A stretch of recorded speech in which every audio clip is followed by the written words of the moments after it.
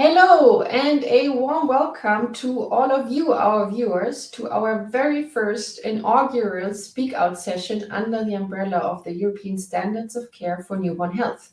Thank you for tuning in today and helping us raise awareness for this important topic. My name is Annika Brunck and I am in charge of the communication and just generally all communication activities for the European Standards of Care for Newborn Health. Originally, as you may know, EFCNI chairwoman 𝗁𝗂𝗶𝗲 was supposed to host today's session, but she has unfortunately fallen ill this morning and can't attend, so I will try to take her place. Today's Speak Out session addresses the topic of co-twin or twin loss. Losing a child born preterm is unfortunately anything but rare, especially when it comes to twin pregnancies or multiple pregnancies. Those affected often have the feeling that there seems to be no room in society for their grief. But it is precisely those families who need support from their communities as well as from politics. So we want to use today's session to raise awareness about the emotional impact of losing twins or a co-twin and advocate for the necessary support and interventions that can promote healing and resilience.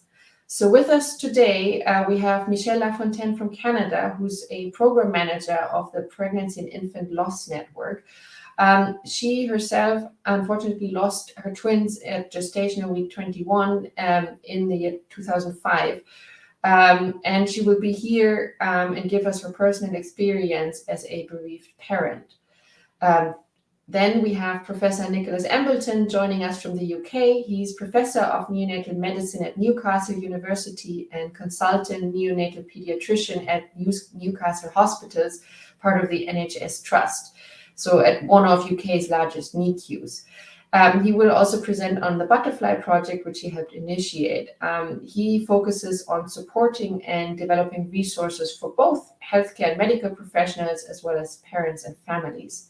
And then third, we have Elsa Silva from Portugal, who is a neonatal nurse and NIDCAP professional at the Hospital de Faro in Portugal.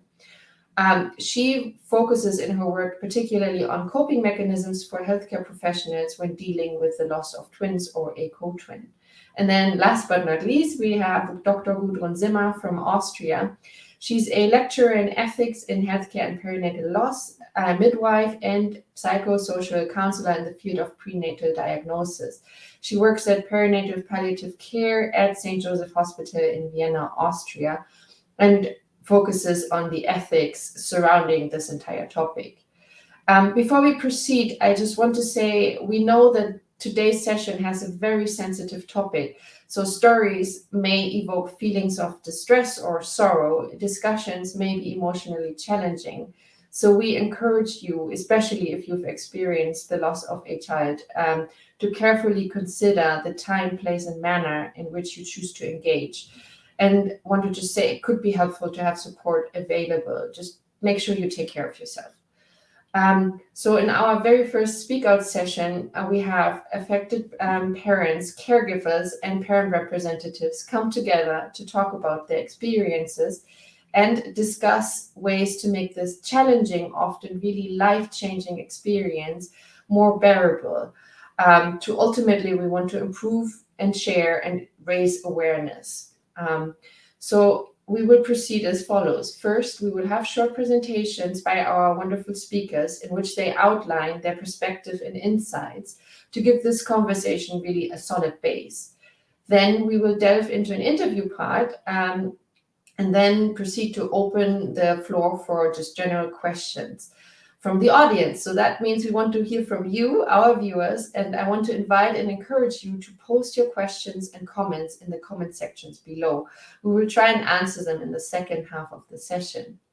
So without further ado, I would actually like to hand over to Michelle LaFontaine, who will share with us her personal experience as a bereaved parent turned advocate. Thank you, Michelle. Thank you. Thank you so much for having me. And I apologize for my voice. I'm unfortunately also unwell, but this is such an important topic, and I value every time that I have the opportunity to speak about my experience, my loss, and my twins. And so the introduction, my name is Michelle LaFontaine, and I like to say that I'm a mom in many ways. I am a stepmom, a birth mom, an adoptive mom, and a bereaved mom. Awareness really does matter. It matters because families feel isolated, their grief feels stigmatized and very much unrecognized in our society. And the grief that comes with the loss of a baby, there's a very unique grief that comes with the loss of a multiple. And we experienced the loss of our twins, Elora and Joseph. Next slide, please. I'm also the program manager for an organization based out of Ontario, Canada, the Pregnancy and Infant Loss Network. We offer peer support for any family in Ontario at no cost. We also provide education for healthcare and support professionals, as well as awareness and advocacy. We know that there's no time limit on grief, and for that reason, families can come to our peer support for as long as they need, whenever they would like to attend. Feel welcome to visit our website at www.palenetwork.com if you'd like to read more about our resources or learn more about our program. But really, what I'm here today to talk to you about is my personal experience of loss. Next slide, please. So my story started after I was married to my husband. We were very much looking forward to starting our family, and unfortunately, my first experience of being pregnant resulted in a loss. I was 7 weeks pregnant and realized that my pregnancy was not going to continue, as it was an ectopic pregnancy. With that loss, I grieved the loss of my ability to be able to conceive naturally. And this is a very common story for families who have been pregnant with twins, that there have been other complicating factors throughout their fertility journey in order to get pregnant. I then started a cycle of in vitro fertilization, and in my second cycle, I was pregnant with twins. I was absolutely overjoyed. There were no twins in our family, and I felt like this was really meant to be, that I would have two babies with one pregnancy. I would never have to go through fertility treatments again. Our family would be complete with these two babies. My best friend, as it turns out, was also pregnant with twins at the same time. I marveled in this feeling of being a mother of twins, that it was a very unique identity. I loved announcing it to our family, to our friends, and also to my work colleagues. I was really determined to enjoy this pregnancy to the fullest. I wasn't sure if I would ever be able to become pregnant again. And so, despite the morning sickness, despite the growing belly, I couldn't wait to buy maternity clothes and to show everything off. I was reading books about pregnancy. I was reading books about multiple pregnancies. I did learn about some of the risks associated with twin pregnancies, but I didn't feel scared at all. In my work at the time, I was involved with many families with premature babies and thought that I may not carry to term, but only thought about good outcomes. I never imagined that I would not take my babies home with me. Next slide, please. At the time of our loss, there were definitely aspects of the care that we received in hospital that made this loss more of a positive experience despite the heartache and grief that we were in. The things that we found were really helpful. We were offered photos. The nurses were able to do hand and footprints and offered us time to spend with our babies with no pressure to leave or to give them back at any time. We were given some guidance about any arrangements that we might like to make for funeral services, or how we would like to manage taking the babies home if we wanted to. At that stage of gestation, it wasn't necessary for us to do so, and we felt really in shock. We were offered to hold the babies more than once and in a gentle way. I didn't know that this was okay to do. And so when somebody first asked me if I wanted to hold them once they were born, my first answer was no. I couldn't imagine why anybody would want to take pictures of a baby who had died, why anybody would want to hold their baby who had died. And yet the nurse would gently offer it to me again later, and then again once they were born. I didn't know that that was okay to do, and I am so grateful for those nurses who were able to normalize that experience for us, who were able to see our babies as beautiful, and allowed us to spend time with them, to call family to come and meet them. The other thing that I really found was very helpful was that we were told that future pregnancy was still possible and that we could come back to this same high risk clinic if we wanted to try for another baby in the future. What was really disappointing to us and in fact felt hurtful at the time of our loss was that although we received excellent medical care at the time of our loss, we had no mention of grief support or counseling when we left the hospital. There was no follow-up arranged with my family doctor or my obstetrician, and I thought that I should have been physically checked. I was 5 months pregnant with twins. My body had undergone labor and delivery. My milk had come in to my shock and surprise, and I had no clue what to do about that. Physically and emotionally, I didn't know what to expect now. What happens now? How will I feel? How will I ever recover from this loss?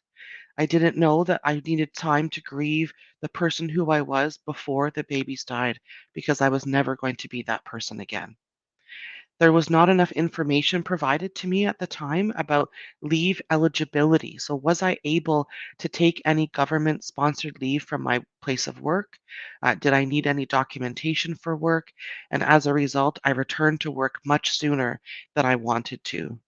I didn't know what to do when I was caring for other people's children and grieving the loss of my own. Next slide, please. Some of the work that we do at Pregnancy and Infant Loss Network is around educating professionals in Ontario. And I can tell you that the words that are chosen, the communication that is used with families who are grieving, we never forget those moments. I can picture those nurses' faces to this day, and I remember exactly what they said. And so, although we recognize as bereaved parents that we're another patient in that room, in that night, on your shift, everything that you say can have an impact on our experience. We know that there are no perfect words that you can say that will take away the pain of this loss. And so, what we're really asking for from professionals who care from families is connection, not perfection. So here are some examples of some of the things that you could say to a family at the time of their loss. One of the things that I would like to especially underline is that the importance of experiences like today are for families like me to be able to speak their baby's name, to talk about their baby, and to talk about our experience. And any opportunity we have to do so is welcomed. Anything that you can say to a family that will underline for them that any grief is normal, that any experience they're having is normal, and that they're accepted no matter what their emotional state is. Next slide, please.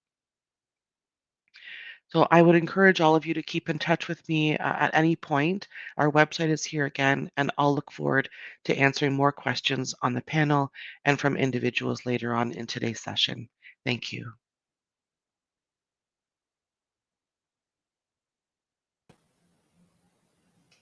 Thank you so much to Michelle LaFontaine for opening up and sharing your really very personal, impactful story. Next up is Professor Nicholas Embleton, who will share with us how twin loss affects the work of medical professionals.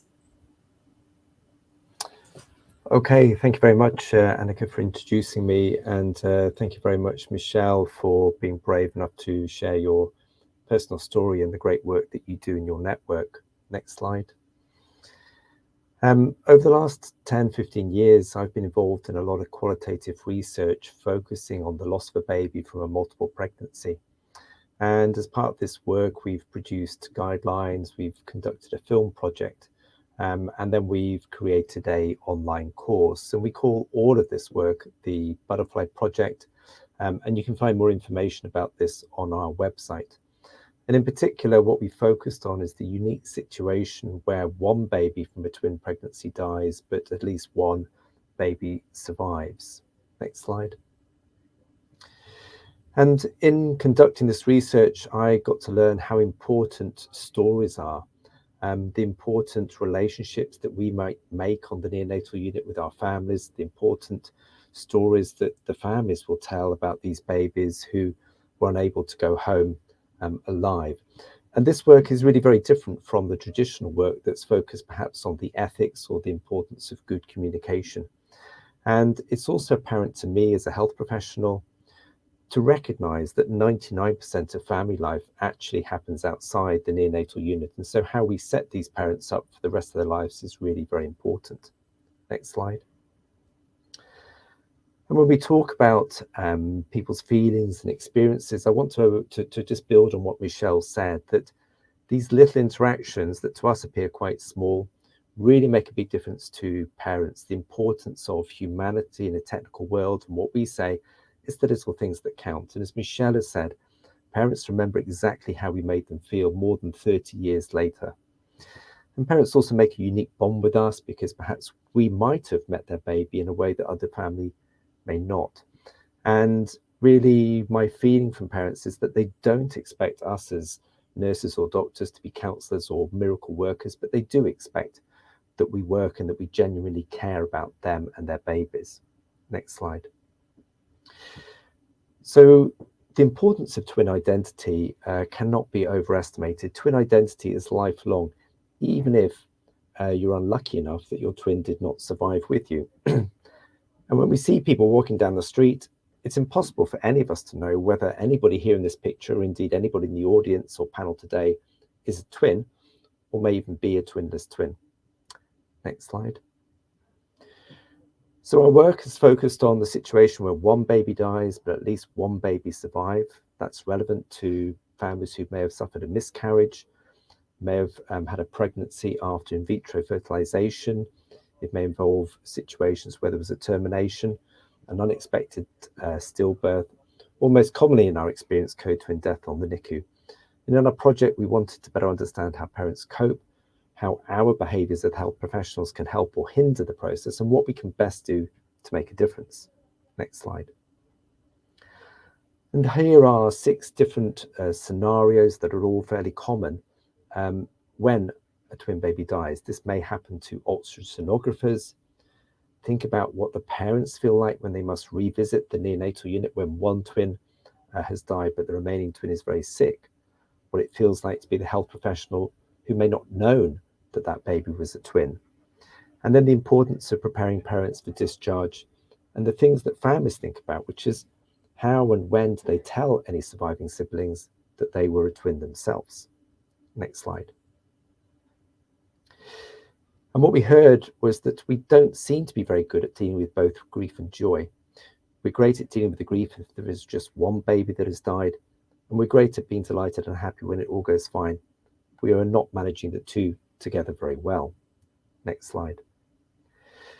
So in our extensive research with parents and health professionals, we identified many themes, and here are 8 of the key themes that we have developed and that you can read more about in our publications.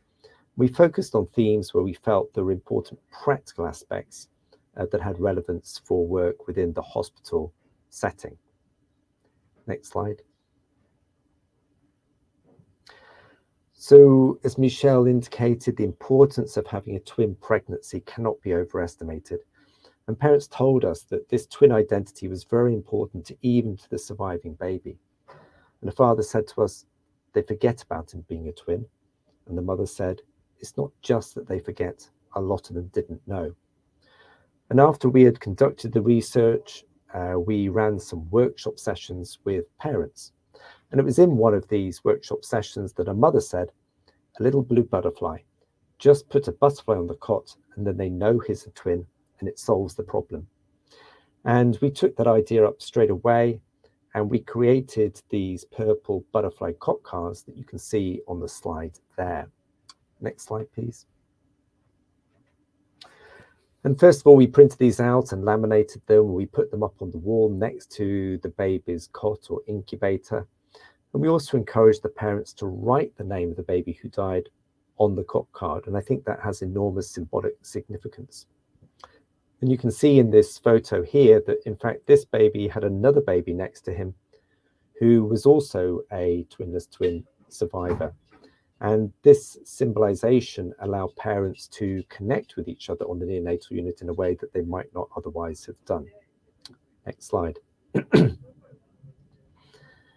Acknowledging the bereavement is very important. So here's a quote from a mum.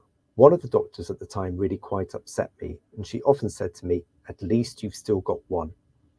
that was one of the worst things that anybody could possibly say. And the importance of not underestimating the grief, the loss of the baby cannot, as I say, be overestimated. And so please try and avoid using the word at least if possible. Next slide. Memory making is a very big topic. I haven't got time to go into that in detail here, but I want to emphasize that for parents, trying to make memories of both twins together is very important, be that photos or ultrasound pictures and other tokens like that. Next slide.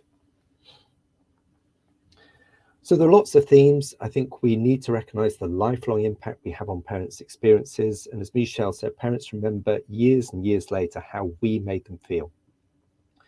Recognize that small things can make a big difference. And also I want to emphasize that our project was much more than simply putting a butterfly clock card up. We need to think about the words we use. We need to think about our behaviors on ward rounds. We should think more about body language and also in all of our interactions. As I say, we should imagine trying to walk in someone else's shoes when families are faced with this situation. Next slide. So we produced guidelines that we've been fortunate to translate into a dozen different languages, European, Russian, Chinese. And we've also been collaborating with Sky High Foundation, and you can see Millie on the right of the screen there, who gave birth to Sky, who sadly died at about a day of age. And she set up a charity that's helped us provide these butterfly clock cards and blankets to families. Next slide. So we also developed a little butterfly badge that surviving siblings often take on their school bags as a memory of their twin, helps identify them as being different to some of the other children. Next slide.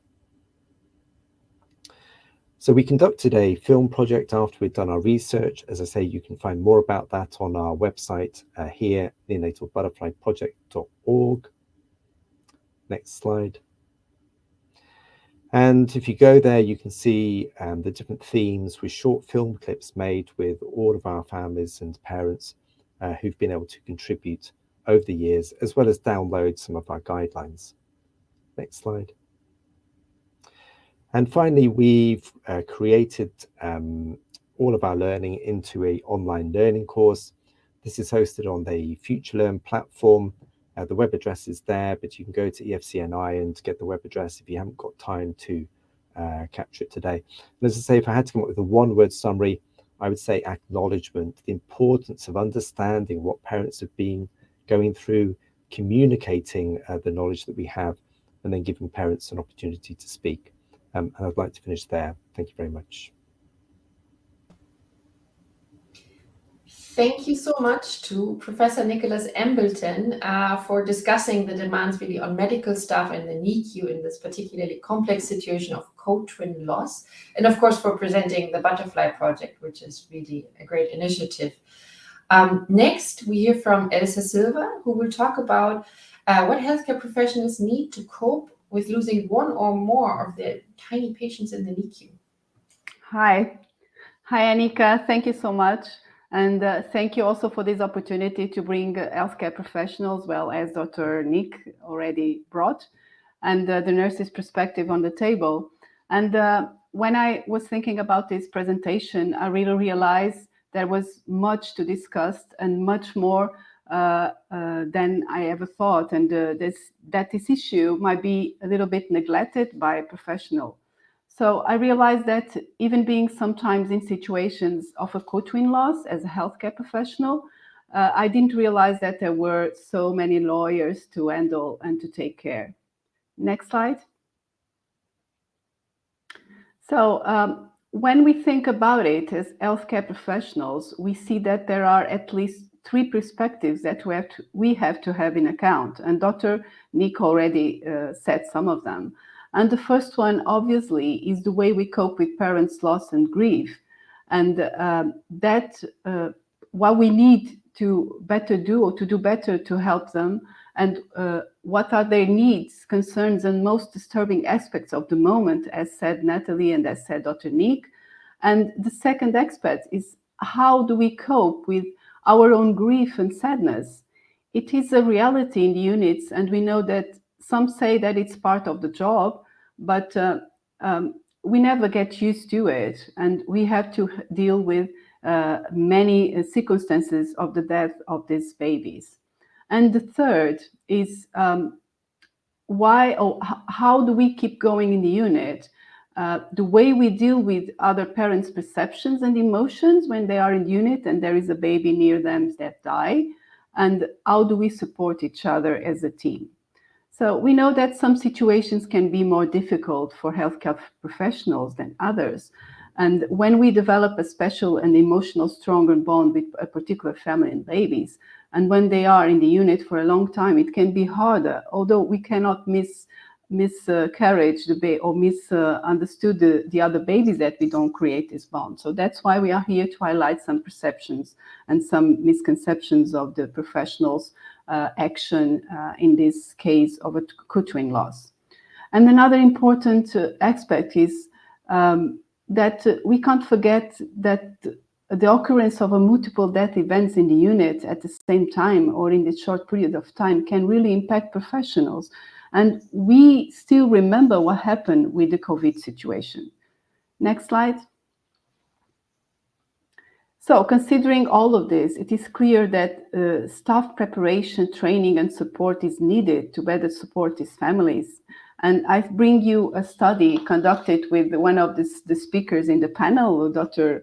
Embleton, and where they found exactly this, that 47.3% of 219 asked professionals, respondents, they said that they received training, so only 47%.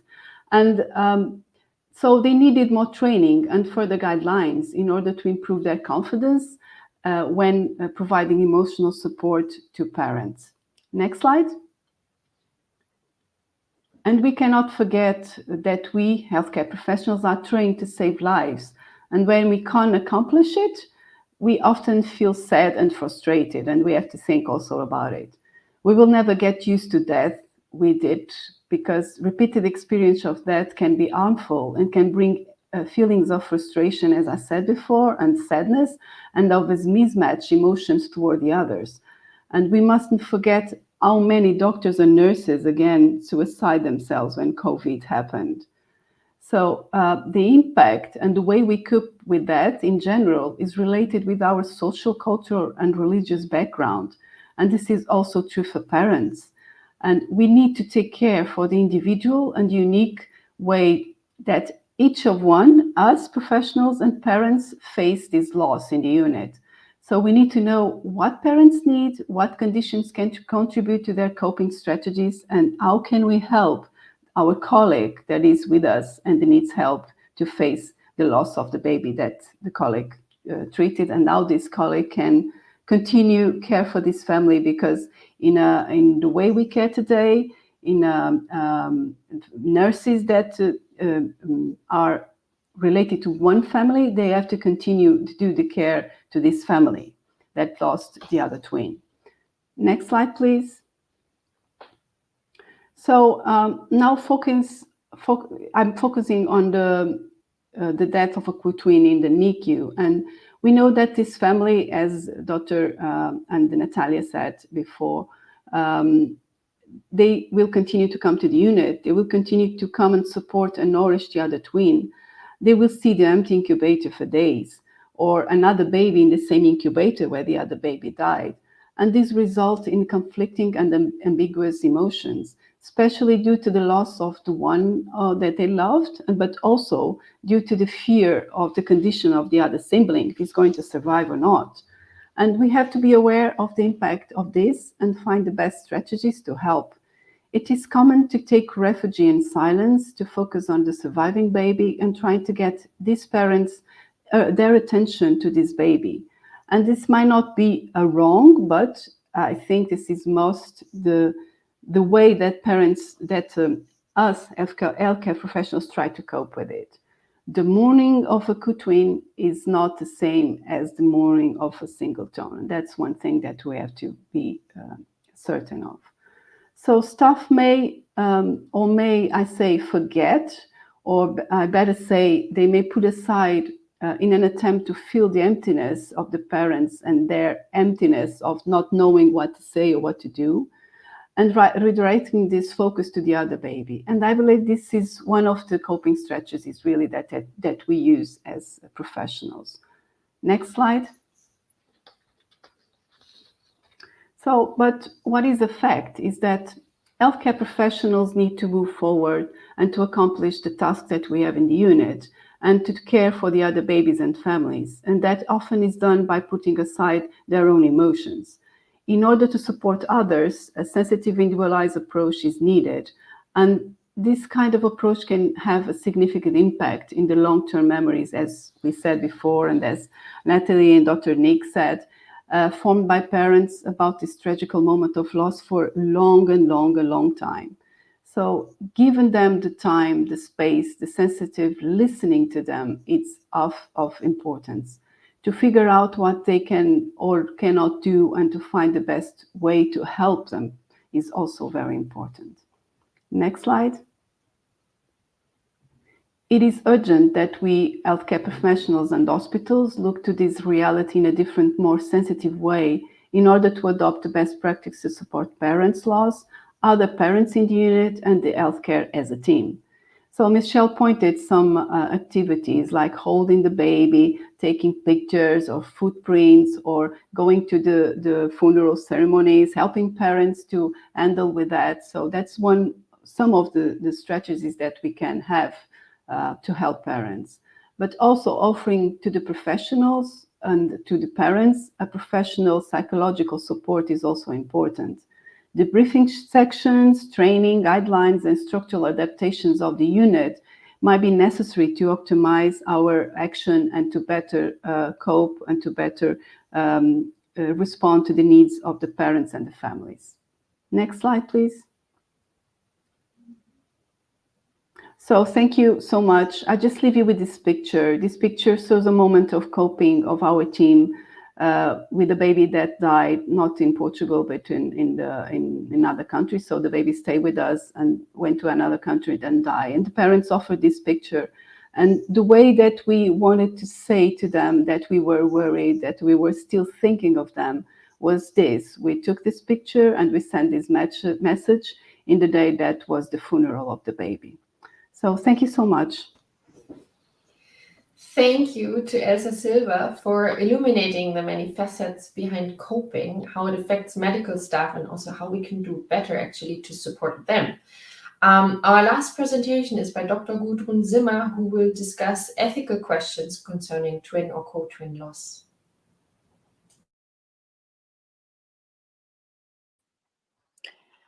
Thanks for the warm welcome.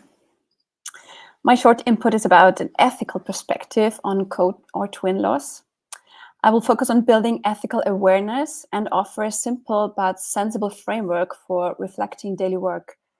For that, I chose 2 questions that can be helpful. It's like, how can we provide good care? And how can we create a caring institution? Next slide.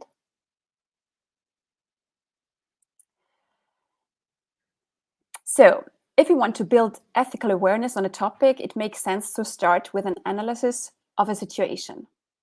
But today I want to invite you to do an analysis of a narrative. I'm happy that we speakers all focus on the family stories. That's what I will do as well. So I will present a kind of short meta-narrative that briefly summarizes possible parents' stories. Let's say Mary and Max are very excited to have a second baby. Their first is 2 years old, and they hear they will have twins. So they are overwhelmed, and they are asking themselves if they could manage this. And but they are still confident and happy. They feel special about the twin pregnancy. Both have, like all parents, their biographical backpack on them. It's filled with a lot of life stories that make them who they are. After some weeks, there are bad news. One of the babies doesn't develop properly. It's not clear if it is ill or poorly supplied, if it will die, or both have to be born premature. Or Mary's physical condition gets so bad that the babies have to be born. insecure stress, fear, overwhelming worries, dilemmas. Fact is, after some unbearable decisions, Mary gives birth and the babies are out, one dying. The blue panty is somehow symbolic that we don't forget that Mary just gave birth to her babies. A devastating situation. Mary and Max are now parents of a 2-year-old, a dying baby, and another one maybe even in intensive care. They're surrounded by people shocked, relatives, the first baby, medical staff who wants to help, give a lot of information, sometimes different ones, often very complicated. The babies, Mary's exhausted body, pain, blood, milk, love, grief, despair, questions, heartbreaking. So every narrative is different depending on a lot of circumstances, but the emotional traumatic impact is very similar. This ethical narrative approach allows us professionals to truly get in touch with parents' experiences and needs. For the ethical awareness and dignifying care, we have to listen to parent stories, as we already did today with Michelle's. We have to listen to their stories, feelings, and circumstances. Now, as medical or psychological staff, we are important players in their narratives. We could be appreciative, helpful, understanding, cold, hurting, or even traumatizing. We can support good care, healing process, or set up very big obstacles for their ongoing lives. So I want to present you a very helpful set of bioethical principles that can support us to provide good care. First, it's good if we see the vulnerability, this multiple vulnerability of the family. In palliative care, sometimes it's called total pain. The baby, the parents, maybe siblings, families. And as consequence, we show honest compassion while maintaining our professional roles.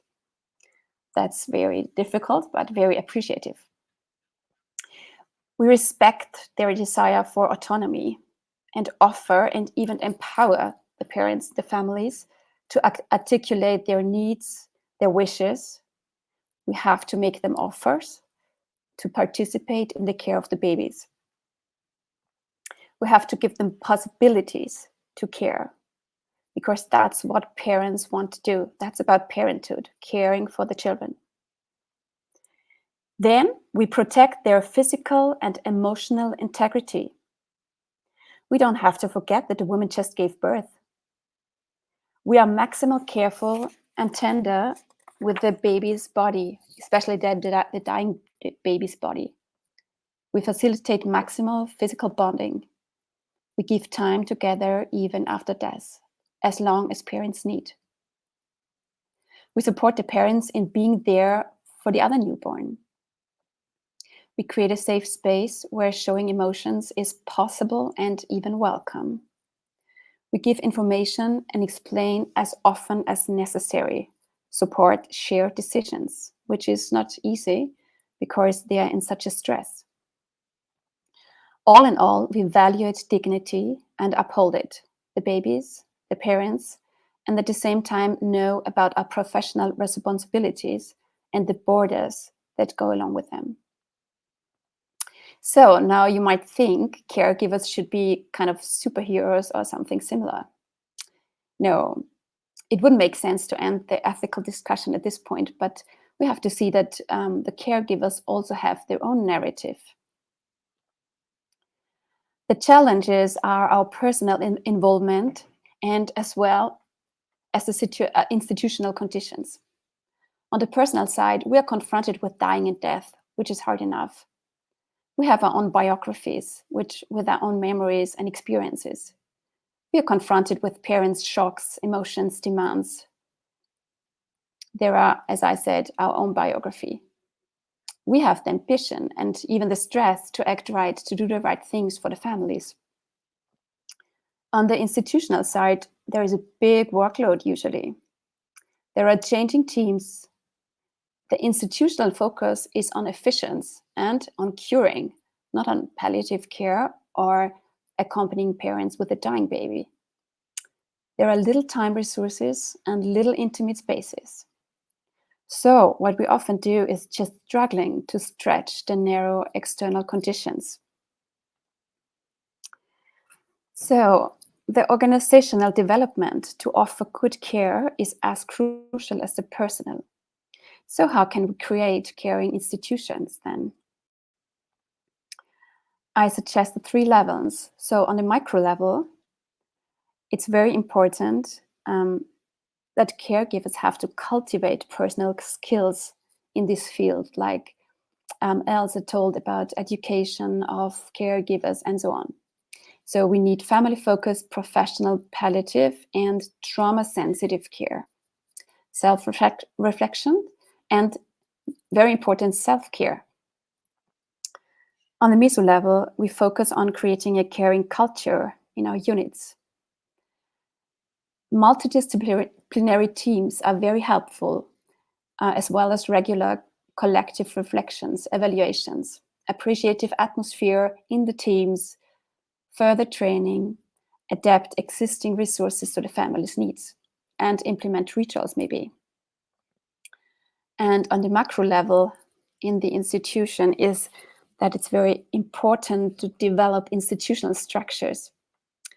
It's about building awareness in an institution, about making family stories visible, and about resource allocation. It means time, it means space, it means money, and a good help from all the structures in an institution, and a good commitment. Yes, I think the combination of the personal and the structural level is very, very important. Otherwise, we end up in a burnout.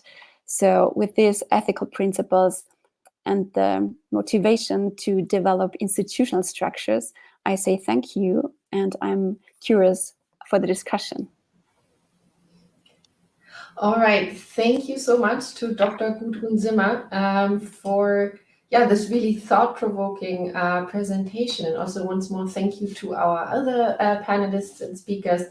I would actually like to use sort of Gudrun, your presentation to delve right into the question part of this session today and ask you, how can we reimagine caring for bereaved parents from this ethical perspective? I mean, maybe you can highlight a few points here from the presentation. I think these 4 principles that I gave are very, very helpful because they're very practical. We can imagine what they mean, and we can lean on them in very difficult situations.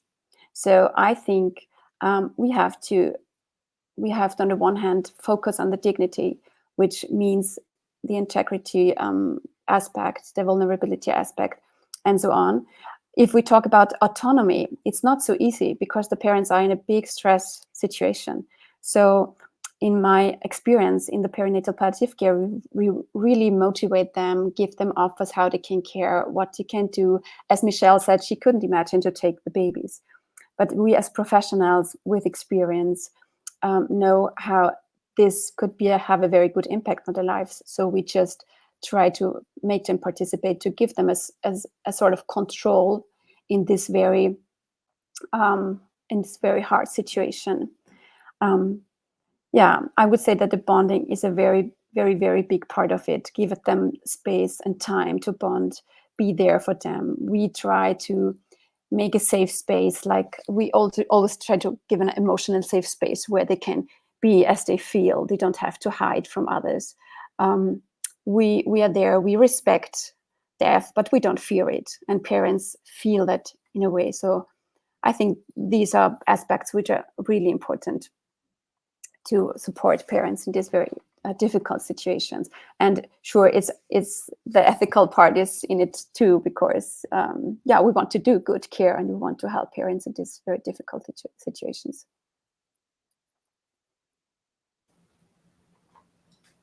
Maybe one thought more.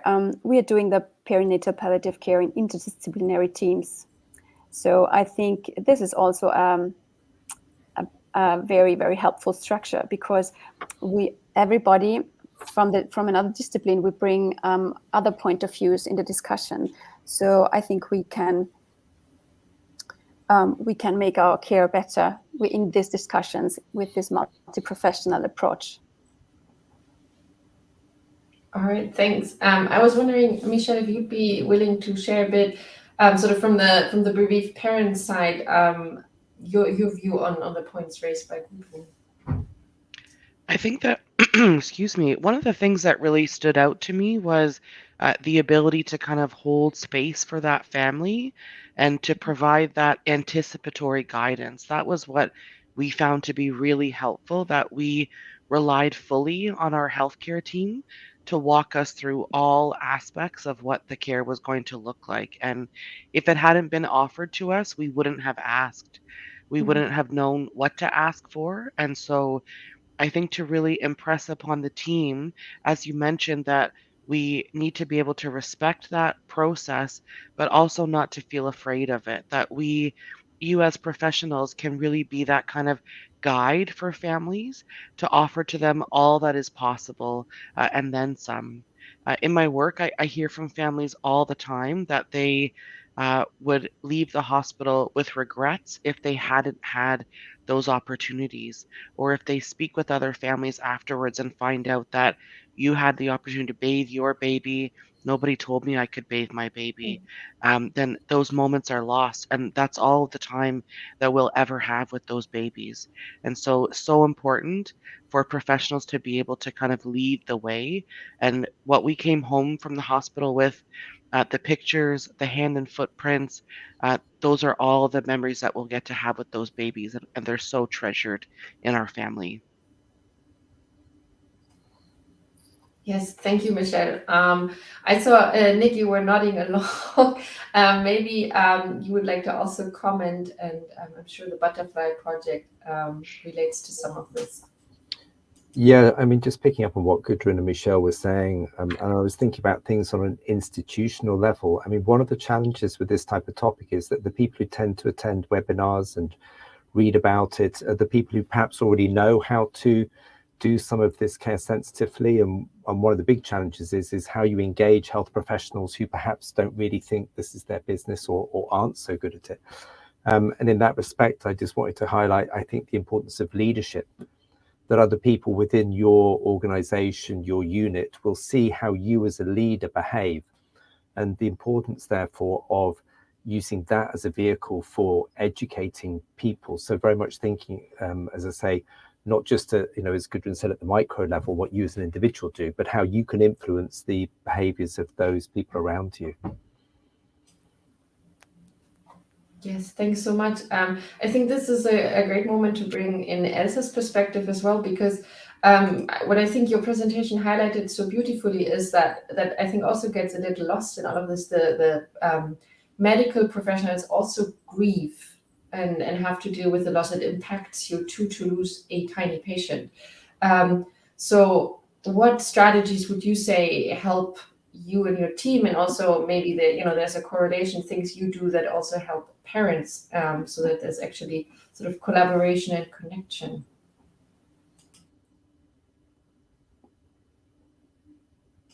Oh, you're muted, Elsa. Elsa. Sorry, yeah, you're muted, Elsa. Sorry. I was saying that we don't have a strategy or a protocol. We often react in an informal way. We talk to each other, we talk in team. We don't do the briefing sections also, which I think it's really important. After the baby dies, we have this sense that there is a baby that is no longer there, but sometimes the things that we have to do, we are a lack of staff, so we have to hurry, and as Gudrun said, I'm sorry that I don't say very well your name, the lack of staff is one of the hardest thing to deal with, to do such a quality work, But yeah, we try to do. We go to the funeral services. If parents ask, sometimes we send flowers. And we talk about it mostly, and we try to help the nurses, the younger nurses, which is very hard for the younger nurses when the first baby or the second or the third dies. And also, we really need training, and we need to train all of the nurses, because it's really hard to have this family after one of the babies died, to have this family again. And I think the first day when the family comes on the next day, it's so hard, because we don't know what to say. We don't know what to do. We don't know if we should, put the incubator away or take the baby from that place for the parents. Well, we don't know. So yeah, we really need training, and we need protocols, and we need you, Michelle, and Professor Nick. We need, your projects are amazing, and thank you. Thanks so much. I think this question would go out to the entire panel, and I would just encourage you to step forward and answer, because Elsa touched on something that is structural changes. Maybe you can give a few examples where you see personally that there's a need for a particular structural change, and why that is, and what could be a solution for that problem. Nick, go ahead. Yeah, I mean, I was actually going to emphasize that, I mean, as well as structural changes, staff should never forget the small actions that they can do. And when we look at our neonatal units, we look at our staffing, we always say, well, we haven't got enough staff, we haven't got a big enough unit. But actually, lots of the relatively small actions make a big difference to parents. And I think in terms of what Elsa was saying, we kind of don't know what to say. I find sometimes even just saying that to parents can help. I mean, just saying to parents, I'm really sorry, I don't know what to say. Is there anything I can do to help? Would you like to talk about it? Do you not want to talk about it? Can I help with anything else outside of the NICU? And recognizing that every parent's different. I mean, I can't know what Michelle might have been helped by unless I ask her that, unless I say to her, well, what can I do? What do you think I can do to help at this point in time? So I would really emphasize to people that you have to give parents an opportunity to speak, as well as kind of guide them as what they can do, or what's possible. And as Elsa was saying, this idea, what does it feel like that next day for those parents to come back onto the neonatal unit and see potentially another baby in that cot space? That must be really hard. So one way of dealing with that is to speak to the parents and say, look, we're a very busy unit. Sadly, probably tomorrow, there will be another baby that we need to admit. Now, what would you like us to do? Would you like to move the baby, the surviving baby, into the cot space where the baby was who died? Lots of our parents actually now ask to do that in some way to kind of protect that space, that memory. But other parents might want to be in a different room. But unless we ask parents, we can't possibly know. So as I say, I think one of the things I would emphasize is that there are structural changes needed. We need more resources, but simply being open to parents and saying, look, I'm really sorry. The unit is completely busy. I can't move your baby. Somebody else is going to come into that cot space tomorrow. I'm really sorry. I know that's going to be really hard for you. But just acknowledging that that's a really important thing. So one of my take-home messages to everybody now is just acknowledging that the parents are going through a really tricky situation. Sometimes there's nothing I can do to make a difference. But unless I give Michelle an opportunity to say to me what she wants, how am I to know what to help? Michelle, I don't know if you want to pick up on that at all. Yeah, I think that's really important, to be able to offer the families to have a voice, and to also offer what's possible. So I would say to professionals, do what you can do and do what you will do. So if it's not possible for you to offer that family to move that baby into that spot, then please don't offer that to the family just to come back to say, oh, actually we can't because. I think what you'll find is that families are very forgiving of the structural limitations that exist, and that families are well aware that healthcare is under-resourced, that the unit is busy, and for you to acknowledge that, I wish we could, but we can't, will go a very long way for families. And, Nick, you talked a little bit earlier about the leadership. And one of the things that I will also say is that sometimes we see the same thing here in Ontario, that we have professionals come to education and they're often preaching to the choir. Those are people who are already invested in providing the best care possible. But then we encourage professionals to be the champion of that work in their workplace. So, what can you take back to your team? What little changes can you make?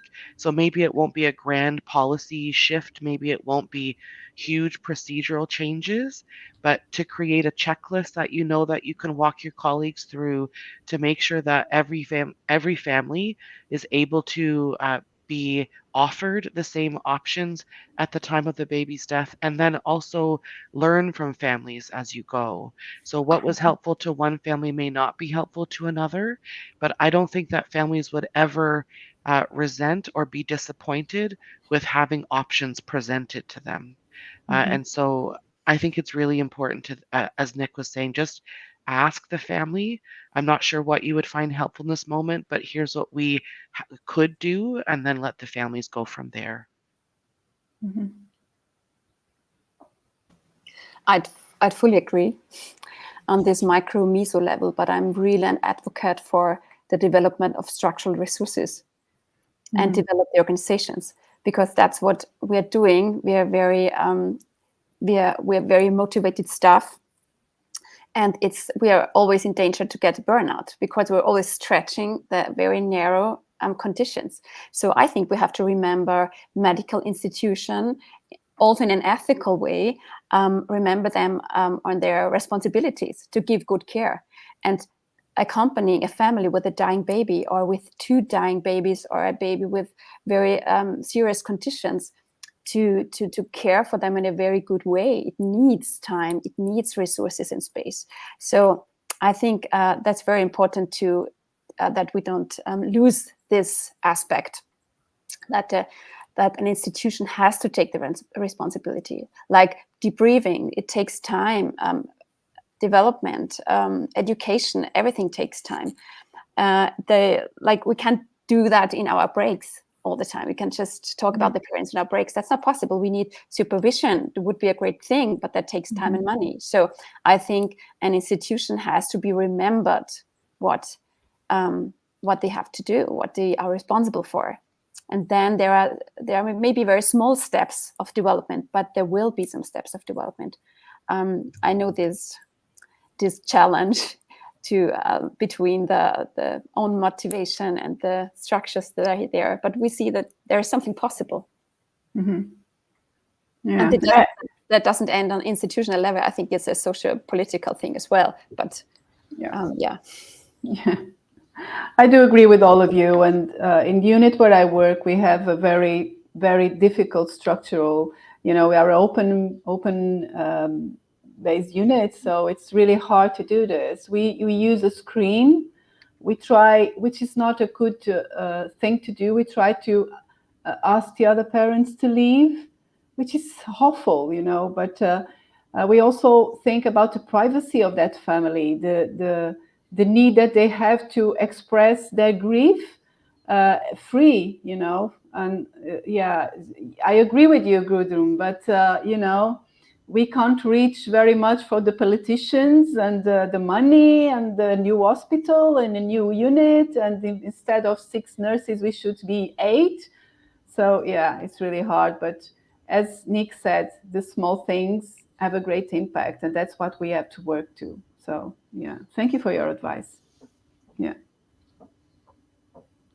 If I could just add one more comment, I think that using the family voice can be very impactful when you're looking to make structural changes, political changes. And so we have found, embedding the family voice throughout all of the work that we do, and offering families the opportunity to be part of the ask. And so, if you are advocating for different services, for more staff for a family, to be able to present to the board of directors, for a family to be able to share their experience and what would have made it better, can often be very impactful. And so consider adding families to your teams when you are looking to make those changes. That peer-to-peer relationship that they can offer to other families is impactful, but is also really important for families to have a voice in terms of what their healthcare system should look like. Yeah. Yeah, thank you so much. On that hopeful note, I want to say a huge and heartfelt thank you to our wonderful panel of speakers for sharing your stories and insights with us today. So I think your openness and your willingness to share your expertise, I think, contributes to fostering understanding and helping us raise awareness for this really challenging, difficult topic. And then, of course, also a sincere thank you to you, our audience, for tuning in and connecting with us today.